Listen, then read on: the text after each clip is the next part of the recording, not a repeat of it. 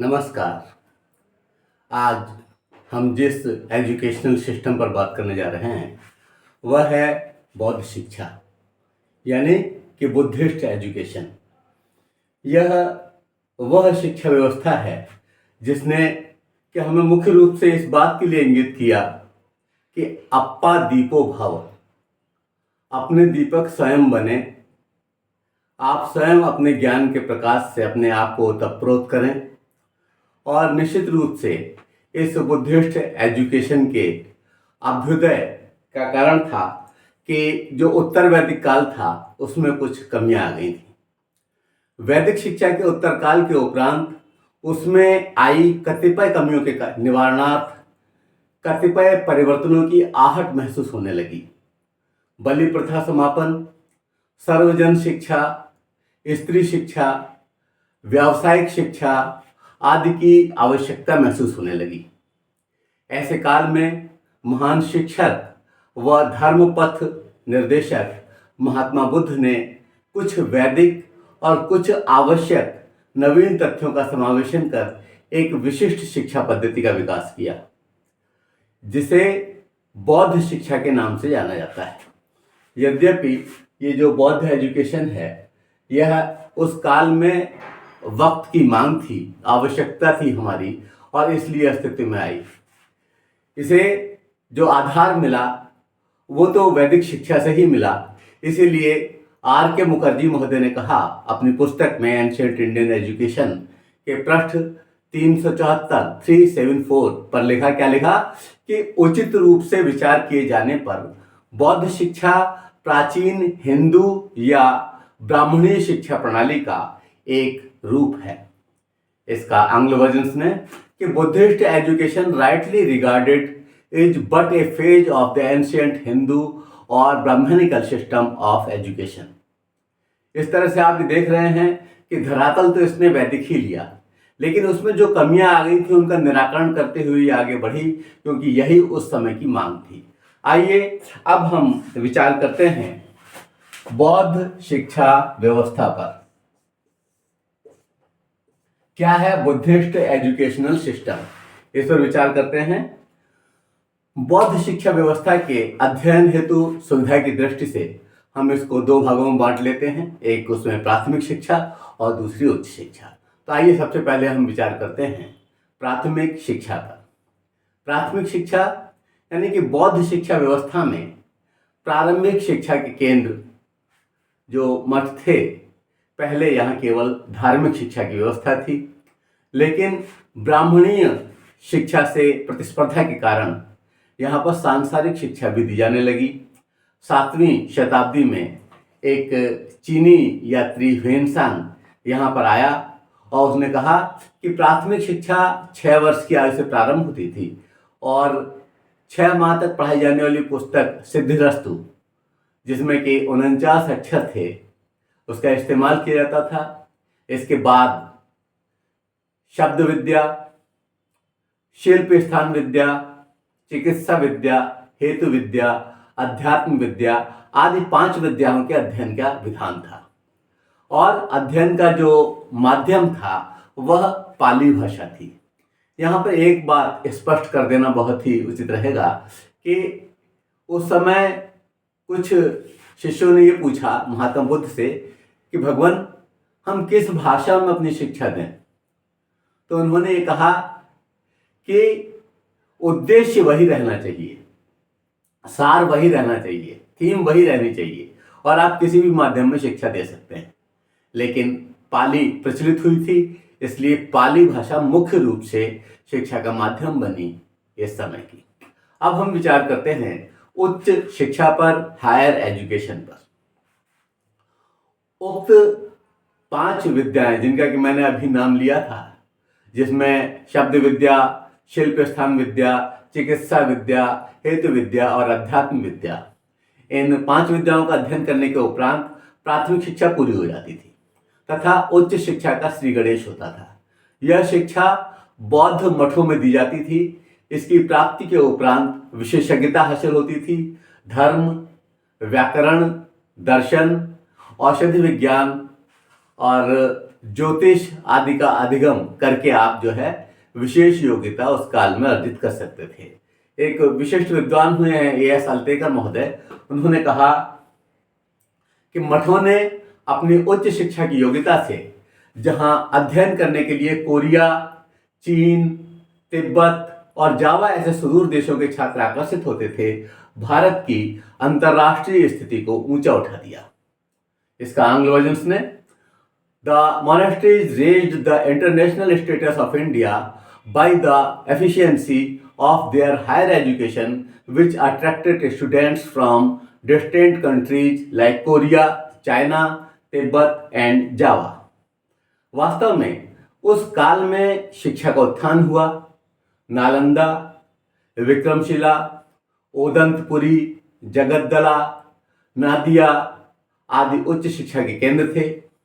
नालंदा विश्वविद्यालय को सर्वोच्च स्थान प्राप्त था। यहाँ लगभग 20,000 विद्यार्थियों को 4,000 भिक्षुओं के माध्यम से शिक्षा प्रदान की जाती थी और उनका जो शैक्षणिक कार्य है इनके माध्यम से पूरा होता था।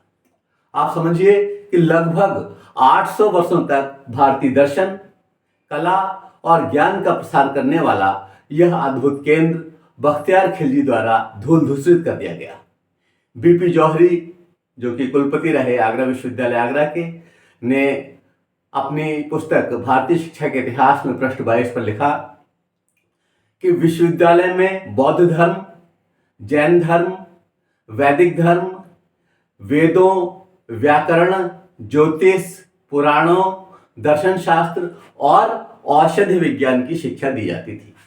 इसका आंग्ल वर्जन सुनिए कि Buddhism, Jainism, Vedic religion, Vedas, grammar, astrology, Puranas, philosophy and pharmaceutical science were taught in the university.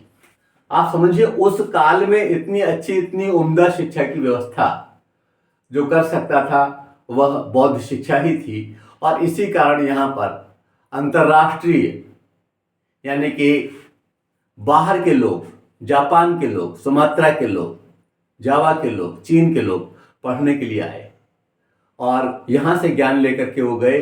तभी तो ये कहा जाता है कि भारत से ज्ञान का प्रकाश सभी ओर फैला। आइए, ये हमने जाना कुछ उस काल की प्राथमिक शिक्षा के बारे में और उस काल की उच्च शिक्षा के बारे में।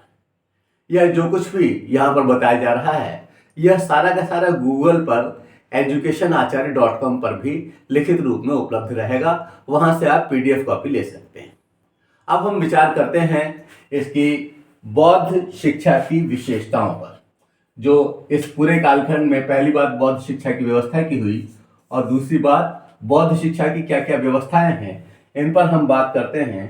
Features of Buddhist education. बौद्ध शिक्षा व्यवस्था में यज्ञ का स्थान सर्वोपरि था और यह कुछ विद्वानों द्वारा प्रसारित किया गया, जबकि यथा स्थिति यह थी कि यज्ञ के स्थान को संघ को जो है यह स्थानांतरित हो गया और बौद्ध शिक्षा की शिक्षा पद्धति इन्हीं संघों पर आधारित थी। और संघ में मुख्य रूप से ध्यान इस बात पर दिया गया कि किस तरह से हम व्यक्तित्व का निर्माण कर सकते हैं, किस तरह से हम अपनी बात को प्रसारित कर सकते हैं, किस तरह से उन सिद्धांतों को, उन नए नियमों को, उन परंपराओं को, उन व्यवस्थाओं को दूर दूर तक पहुंचाया जा सकता है। और संघ के जो उद्देश्य थे वो संघ के भिक्षुओं द्वारा पूरी तरह से पूर्ण करने के प्रयास किए जा रहे थे और निश्चित रूप से गौतम बुद्ध की शिक्षाएं इसीलिए सुदूर देशों तक भी पहुंच पाई। प्रसिद्ध शिक्षाविद जो है R.K. मुखर्जी जी ने बताया कि बौद्ध शिक्षा पद्धति प्रायः बौद्ध संघ की पद्धति है। जिस प्रकार वैदिक युग में यज्ञ संस्कृत के केंद्र थे, उसी प्रकार बौद्ध युग में संघ शिक्षा और विद्या के केंद्र थे। बौद्ध संसार में अपने संघों से पृथक या स्वतंत्र रूप में शिक्षा प्राप्त करने का कोई अवसर नहीं था। इसका मतलब कि वैयक्तिक रूप से इंडिविजुअल शिक्षा की व्यवस्था नहीं थी और ये एक सिस्टम के तहत प्रदान की जाती थी। तो R.K. मुखर्जी ने जो कहा, आइए इसका आंग्ल वर्जन सुनते हैं। The Buddhist system is practically that of the Buddhist order or Sangha. Buddhist education and learning centered around monasteries, as Vedic culture centered around the sacrifice. The Buddhist world did not offer any educational opportunities apart from or independently of its monasteries. All education, sacred as well as secular, was in the hands of monks. Sorry इस समय संपूर्ण शिक्षा जो है संघ के हाथ में आ गई और पहले की तरह की जो व्यवस्था थी उसमें चेंज आ गए। अब यह व्यक्तिगत नहीं रही और सबके लिए हुई और सबने साथ साथ इसका आनंद उठाया। बौद्ध संघों ने ज्ञान का जो पथ आलोकित किया उस शिक्षा व्यवस्था को यहाँ पर उस विशेषता को, इनकी विशेषताओं को यहाँ पर देने का हम प्रयास करेंगे और एक क्रम बना लेते हैं जिससे कि इसकी प्रस्तुति आसान हो जाएगी। तो आइए हम उन्हें बिंदुवार देने का प्रयास करते हैं। सबसे पहले विचार करते हैं ज्ञान प्राप्ति वर्ग, अर्थात ज्ञान कौन कौन ले सकता था। तो आप समझिए अब यहाँ पर वर्ण व्यवस्था जो थी उसको खत्म कर दिया गया कि ऐसा कोई भी वर्ण नहीं होगा, ऐसे कोई भी लोग नहीं होंगे जिन्हें की शिक्षा प्राप्त नहीं हो सकती।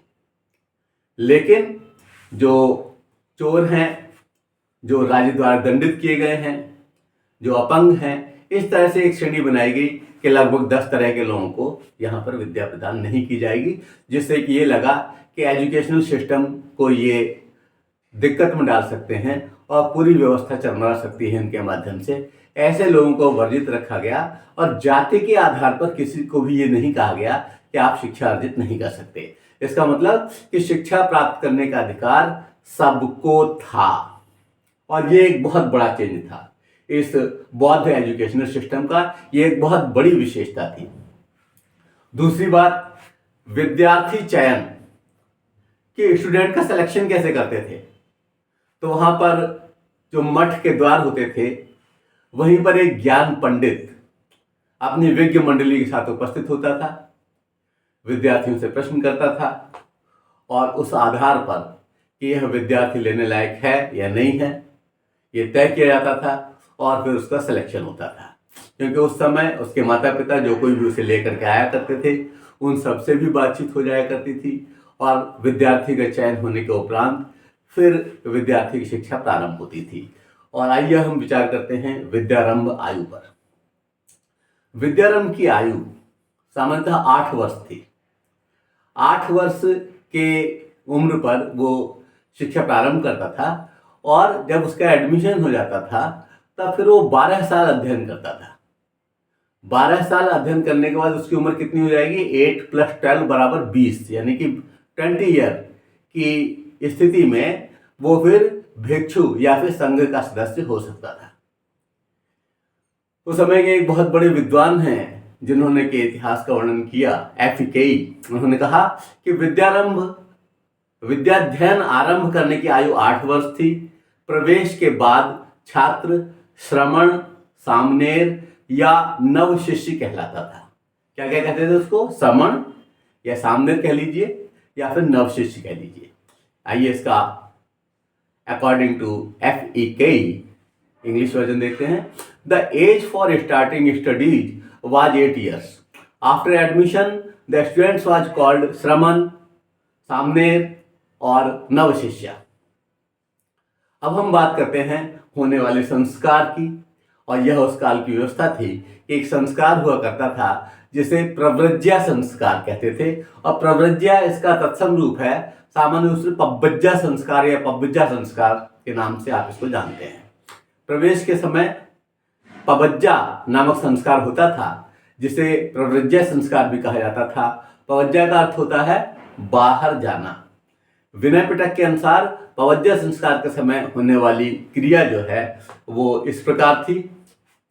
आप समझिए, पवज्जा जो है मतलब बाहर जाने का मतलब वो अपने घर से बाहर चला गया और अब वो वहां पर मठ में रहने की उसकी व्यवस्था हुई।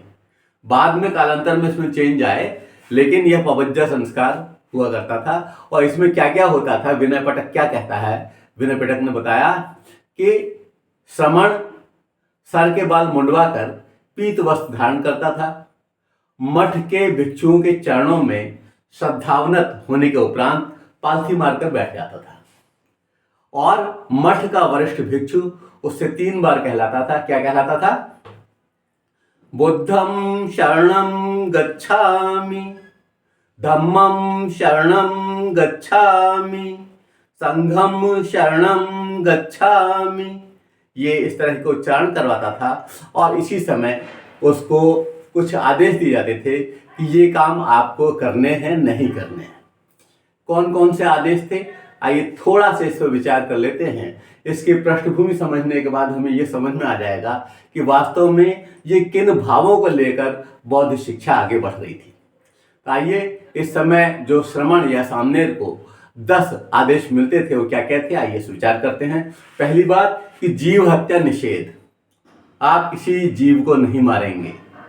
दूसरी बात, चोरी न करना, चोरी नहीं करेंगे, क्योंकि जो सामाजिक बुराइयां थी उस काल के उनको दूर करने का प्रयास यहाँ प्रारंभ हो गया। अगली बात, अशुद्धता निवारण, आप जो है हस्त प्रक्षालन, स्नान, इन सब की व्यवस्थाएं जो हैं, और केवल शारीरिक ही नहीं मानसिक रूप से भी अशुद्धता के निवारण के लिए वो विद्यार्थियों को तैयार कर देते थे।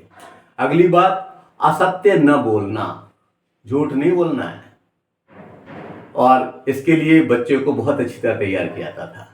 अगली बात, मादक पदार्थ निषेध, कोई भी ऐसा पदार्थ जो कि आपको नशे की हालत में ला सकता है, इसका सेवन नहीं किया जा सकता, और इसका आदर्श वहां के आचार्यों द्वारा रखा जाता था।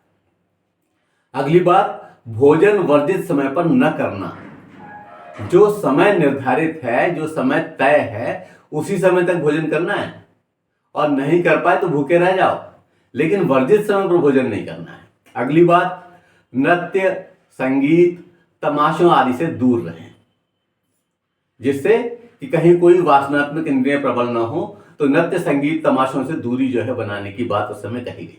अगली बात कि फूल, सुगंध, आभूषण आदि श्रृंगारों से भी खुद को दूर रखना है, यह भी उसी समय निर्देश दे दिया जाता था। अगली बात कि आप सोएंगे भी नहीं ऊंचे बिस्तर पर, ऊंचे बिस्तर पर शयन का निषेध है, इसलिए आप सामान्य स्थिति में आ जाइए बिल्कुल, और निश्चित रूप से ये सारी स्थितियां ध्यान को केंद्रित करने में बड़ी मददगार होती थी। अगली बात कि जब आप दान लेने के लिए निकलेंगे, उसके भी नियम है कि उस समय आप स्वर्ण का, रजत का यानी सोने का और चांदी का जो है दान वो नहीं लोगे। तो इस तरह से ये 10 आदेश उस समय दिए जाते थे। ये प्रतिज्ञा संस्कार जो कि होता था और इसमें उच्चारण करवाया जाता था, साथ साथ उनसे ये तय करवा लिया जाता था कि ये 10 कार्य आपको नहीं करने। आइए अब हम बात करते हैं एक इसकी और विशेषता की, जिसे हम एक अलग संस्कार के नाम से जानते हैं, और उस संस्कार का नाम है उपसंपदा संस्कार। 8 वर्ष की उम्र पर वो श्रमण के रूप में शामिल हुआ, 12 वर्ष उसने अध्ययन किया, और इस तरह से 20 वर्ष पर भिक्षु हो गया वो संघ का सदस्य, और उसके बाद उपसंपदा संस्कार होता था। तो आगरा विश्वविद्यालय के तत्कालीन कुलपति बीपी जौहरी महोदय ने अपनी पुस्तक भारतीय शिक्षा के इतिहास में बताया, इसके संबंध में क्या बताया, उन्होंने कहा कि उपसंपदा संस्कार संघ के कम से कम 10 योग्य भिक्षुओं की उपस्थिति में होता था। उनमें से एक श्रमण का परिचय कराता था, उसके बाद अन्य भिक्षु उससे अनेक प्रश्न पूछते थे, उनके उत्तर सुनने के बाद उपस्थित भिक्षु यह निर्णय करते थे कि नवशिष्य उपसंपदा ग्रहण करने का अधिकारी है या नहीं है। आप समझिए कि बहुत अच्छी व्यवस्था थी। जिस तरह से आज आप सेमिनार्स देखते हैं तो वहां पर आप प्रेजेंटेशन कर देते हैं, उसके बाद फिर आपसे क्वेश्चनिंग होती है, और क्वेश्चनिंग के आधार पर फिर थीम या सार लिखने का प्रयास होता है। तो इसका अगला चरण समझिए वहां पर पूरा होता था। इसका आंग्ल वर्जन जानिए कि द उपसंपदा संस्कार took place in the present of at least 10 qualified Monks of the संघ। One of them would introduce the Shraman. After that, the other monks would ask him a number of questions. After hearing his answers, the monks present would decide whether the new disciple entitled to receive upasampada or not, ये नवशिष्य जो है वह उपसंपदा ग्रहण करने का अधिकारी है या नहीं है, यह उस तरह की विज्ञ मंडली के द्वारा तय हो जाता है। आइए अब हम विचार करते हैं इसकी अध्ययन अवधि पर। हालांकि इसके बारे में संक्षिप्त रूपरेखा सी बात आ चुकी है कि 8 वर्ष के उम्र पर श्रमण के रूप में प्रवेश हो रहा है और पब्बज्जा संस्कार होने के बाद 12 वर्ष उसे अध्ययन करना है और उसके बाद फिर उपसंपदा संस्कार हो रहा है और 10 वर्ष की विशेषज्ञता। उपसंपदा संस्कार जो है वह 10 वर्ष की विषय विशेषज्ञता हासिल कर लेता था। तो इस तरह से कुल जो अध्ययन की अवधि थी वो तो हो गई 22 वर्ष और 8 साल पे एडमिशन हुआ, 30 साल का हो गया वो। इस समय जाकर के वो दक्ष हुआ और आचार्य के रूप में अब कार्य करने की स्थिति में हुआ था। तो आप समझिए कि उस समय का जो एजुकेशनल सिस्टम था वह सामान्य नहीं था, विशेषज्ञ तैयार करने वाला था। और ये जो पूरा सिस्टम है कि 12 वर्ष पब्बज्जा, उसके बाद फिर 10 वर्ष स्पेशलाइजेशन, ये बहुत ही महत्वपूर्ण था और उस आधार पर आज के बहुत सारे सिस्टम बने हैं। अब थोड़ा सा विचार करते हैं विद्यार्थियों के संबंध में उस काल में कौन से नियम गढ़े गए, किन चीजों के नियम गढ़े गए। बौद्ध शिक्षा प्रणाली में श्रमणों हेतु भिक्षाटन के नियम थे कि भिक्षा कैसे मांगनी है, लगातार उन्हीं घरों में नहीं जाना है, जो उसके आसपास के घर हैं केवल उन पर ही बोझ नहीं बन जाना है, आपको दूर तक जाना है, भोजन किस तरह का करना है, निश्चित समय पर करना है, वस्त्र जिसे उस समय कहते चीमर धारण कर लिया या फिर उन वस्त्रों को 3 वस्त्र मुख्य रूप से धारण करता था जिसे तिसिवरा कहते थे। स्नान के भी नियम थे कि आपको लकड़ी से रगड़ करके नहीं नहाना है, बदन से बदन को नहीं रगड़ना है और जल में स्नान करने के उपरांत बाहर आना है, वहाँ किल्लोल नहीं करना है। और अनुशासन के भी बहुत से नियम थे और ये सारे नियम बड़े कठोर थे और इनका अनुपालन न करने पर कभी कभी पूरे ग्रुप्स को दंड मिला करता था। आइए अब इसकी एक और विशेषता का अध्ययन करते हैं जिसे हम कहते हैं शिक्षण विधि। तो उस समय शिक्षण किस तरह से हुआ करता था, आप समझिए आज की व्यवस्था नहीं है, आज का टेक्निकल सिस्टम नहीं था उस समय। तो उस समय श्रवण, मनन, आवृत्ति, वाद विवाद, तर्क, व्याख्या, विश्लेषण आदि विधियों का प्रयोग किया जाता था। आर के मुखर्जी ने अपनी पुस्तक में व्हेन-सांग के इन विचारों को शिक्षण विधि के संबंध में उद्धृत किया। कौन से विचार हैं? द्रष्टव्य। शिक्षक पाठ्य वस्तु का सामान्य अर्थ बताते हैं और छात्रों को सविस्तार पढ़ाते हैं। वे उन्हें परिश्रम के लिए प्रोत्साहित करते हैं और कुशलता से उन्नति के पथ पर अग्रसर करते हैं। वे क्रिया शून्य छात्रों को निर्देशित करते हैं और मंद बुद्धि विद्यार्थियों को ज्ञान के अर्जन के लिए उत्सुक करते हैं। आप समझिए पूरा सिस्टम इस तरह का था जिससे कि बच्चा उस प्रवाह में पड़ जाए जो ज्ञान प्राप्ति का है। और ये बहुत ही सुंदर शब्दों में आर के मुखर्जी महोदय ने कहा। आइए इसका आंग्ल वर्जन समझते हैं। The teachers explain the general meaning and teach them the minutiae. They rouse them to activity and skillfully win them to progress. They instruct the inert and sharpen the dull. बहुत ही महत्वपूर्ण और बहुत ही सरल शब्दों में ये बात मुखर्जी महोदय ने रखी आपके सामने। आइए अब हम विचार करते हैं इस बौद्ध एजुकेशन की रीढ़ यानी कि पाठ्यक्रम पर।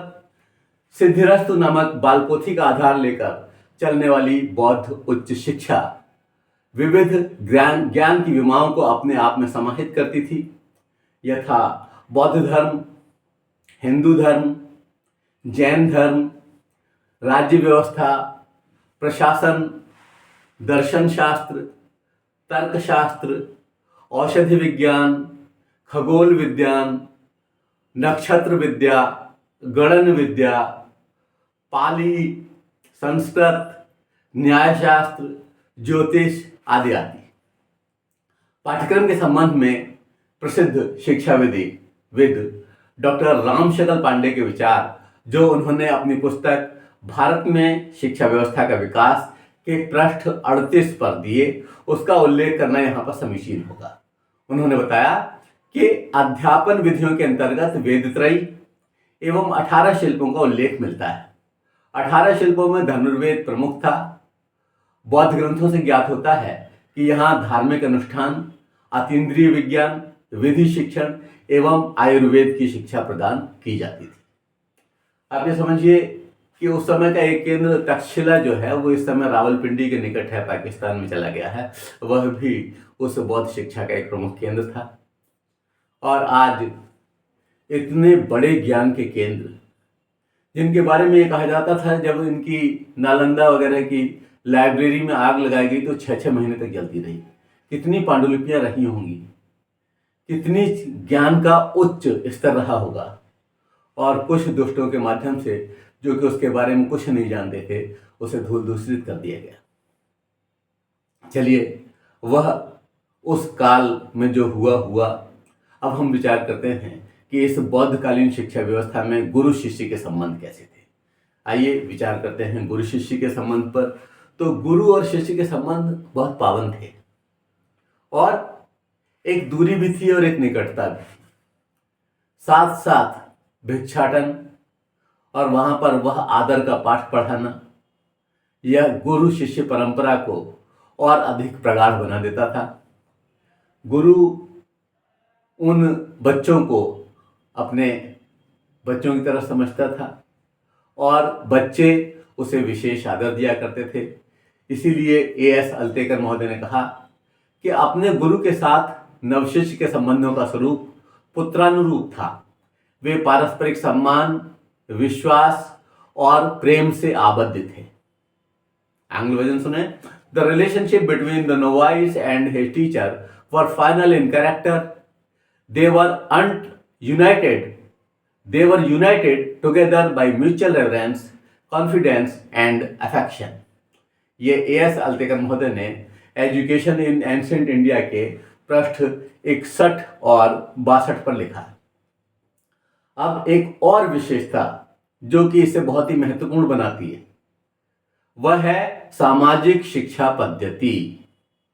इंडिविजुअल नहीं है, किसी के घर पे जाकर के पढ़ाने की व्यवस्था नहीं है, किसी एक को शिक्षा देने की व्यवस्था नहीं है, बल्कि यह सामाजिक शिक्षा पद्धति थी। इसमें मंडप, इसमें मठ थे जहां पर आकर के ज्ञान का अध्ययन करना था, अधिगम करना था और वहां से उस अजस्र ज्ञान स्रोत को प्रसारित करना था संपूर्ण विश्व में। और किस भाषा में? उनकी अपनी भाषा में, जो वहां की भाषा हो। ज्ञान वही रहेगा जो यहां से दिया जा रहा है। तो यह सामाजिक शिक्षा पद्धति एक बहुत ही अद्भुत विशेषता का विकास हुआ उस काल में, क्योंकि इससे पहले इंडिविजुअल भी थी। अगली बात, विज्ञ मंडलियां।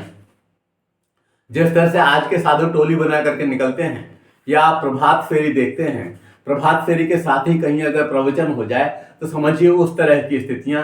वहां विद्वानों की मंडलियां निकला करती थी और विज्ञ मंडलियां समाज के बीच में जाकर के उन्हें उन बुराइयों से दूर रहने की शिक्षा दिया करती थी।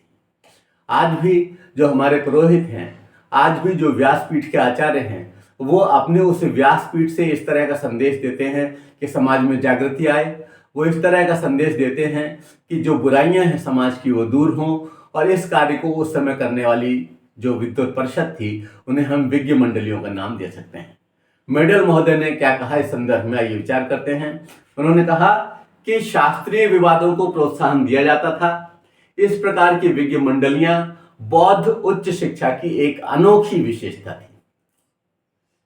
बहुत ही कम शब्दों में, सरल शब्दों में, सुंदर शब्दों में कह दिया मेडल महोदय ने। एक बार पुनः देखें कि शास्त्रीय विवादों को प्रोत्साहन दिया जाता था। तर्क कुतर्क की बात नहीं है, शास्त्रीय विवाद। इस प्रकार की विज्ञ मंडलियां बौद्ध उच्च शिक्षा की एक अनोखी विशेषता थी। आइए इसका आंग्ल वर्जन समझते हैं। A scholastic debates were encouraged. Such learned assemblies were a noble feature of Buddhist higher education. अब हम विचार करते हैं नेक्स्ट और बहुत ही महत्वपूर्ण बिंदु पर, जिसे हमने नाम दिया है सामान्य विद्यालयीकरण। क्योंकि संस्था के रूप में ये अस्तित्व में आ गए थे और प्रतिस्पर्धा संस्कृत के विद्यालयों से चल रही थी। प्रतिस्पर्धा उस काल में भी थी और अपने आप को बनाए रखना था। इसलिए सामान्य विद्यालयीकरण ये समय की मांग थी और वक्त की आवश्यकता। तो मेडल महोदय ने इसके संबंध में कहा कि मठ विद्यालय बहुत कुछ सामान्य विद्यालयों के समान कार्य करने लगे, जिसमें बालक अपने परिवारों में रहकर शिक्षा प्राप्त कर सकते थे। आप ये समझिए, यहाँ पर ये गुरुकुल वाली व्यवस्था से हटे, यानी कि आप अपनी फैमिली में रहें और पढ़ने के समय वहां पर आ जाएं और पढ़ने के बाद पुनः जो है आप चले जाएं। मेडल के इन शब्दों का आंग्लनवाद, monastic schools began to function much like normal schools in which children could receive education while living in their families, यानी परिवार में भी रहें और ज्ञान का अर्जन भी करें। अब हम बात करते हैं इसकी एक ऐसी विशेषता जिसके बारे में कुछ लोग ये कहते हैं कि यही विशेषता इसकी समाप्ति का कारण बनी, और वो क्या थी कि संघ में गुरु, संघ में संघ के सदस्य रहते थे, भिक्षु रहते थे। बाद में अपनी विमाता के कहने पर बुद्ध महोदय ने महिलाओं को भी शिक्षा की अनुमति दे दी और स्त्री शिक्षा भी इसमें शामिल हो गई। तो स्त्री शिक्षा जो उस काल की थी वह इस तरह की थी कि वहां पर कुछ नियम बनाए गए कि इस तरह से जब वहां पर कोई मेल नहीं जाएगा, कोई मेल बौद्ध नहीं जाएगा, अकेला नहीं जाएगा, और आवश्यकता पड़ने पर ग्रुप में जाएगा और वहां पर जाकर के उन व्यवस्थाओं को बनाने का प्रयास करेगा। तो भिक्षुणियों को भी वहां पर रहने का अधिकार प्राप्त हो गया। ए सल्तिका महोदय कहते हैं कि स्त्रियों के संघ में प्रवेश की आज्ञा ने स्त्री शिक्षा को विशेष रूप से समाज के कुलीन और व्यावसायिक वर्गों की स्त्रियों को की शिक्षा को बहुत अधिक प्रोत्साहन दिया। इसका आंग्लोजन सुने, the permission given to women to enter the order gave a fairly good impetus to the cause of female education, especially in aristocratic and commercial sections of society. इससे जो है सारा का सारा वर्ग उसमें शामिल हो गया। और जो उस काल की सबसे अनोखी विशेषता थी, जिसे हम कहते हैं कि उस समय जैसे आज हम टेक्निकल एजुकेशन कहते हैं, उस समय थी शिल्प शिक्षा। तो बहुत सारे शिल्प, कुछ लोगों ने बताया कि 27 तरह के शिल्प शामिल हैं। अभी आपने सुना कि 18 तरह के शिल्पों का वर्णन उन्होंने किया रामशकल पांडे जी ने। तो बहुत सारे शिल्प थे और उन शिल्पों की व्यवस्था भी वहां पर थी। Doctor R.K. मुखर्जी एक बहुत बड़े विद्वान हुए हैं, एजुकेशनिस्ट हुए। उन्होंने कहा कि सिपाहों या प्राविधिक तथा वैज्ञानिक शिक्षा के ज्ञान की मांग सामान्य शिक्षा या धार्मिक अध्ययन की मांग से किसी भी प्रकार कम नहीं थी। आंग्ल वर्जन सुने, the demand for knowledge of the सिपाज और for technical and scientific education was not less keen than that for general education और रिलीजियस स्टडीज। आप समझिए कि बहुत सारी चर्चा हुई, बहुत सारी बौद्ध शिक्षा की विशेषताओं पर चर्चा हुई, और बौद्ध काल अनूठा तो था ही, क्योंकि उस समय जिन परिवर्तनों की आहट महसूस की जा रही थी, उन परिवर्तनों की उस आहट को समझकर सारी व्यवस्थाएं इस शिक्षा में शामिल कर दी गई। बलि प्रथा खत्म हो गई, हिंसा खत्म हो गई, सबको शिक्षा का अवसर मिलने लगा, और इसीलिए यह अनूठी शिक्षा व्यवस्था थी जो कि अनूठी विशेषताएं लिए हुए थी। बौद्ध शिक्षा अनूठी विशेषताओं से युक्त थी। बौद्ध शिक्षा को नालंदा, तक्षशिला, विक्रमशिला, वल्लभी, उदंतपुरी, नदिया, मिथिला, जगद्दला आदि शिक्षा के उच्च केंद्रों ने अंतर्राष्ट्रीय गरिमा प्रदान की। इसके अलावा भी कई छोटे छोटे केंद्र अलग अलग शहरों में स्थापित थे।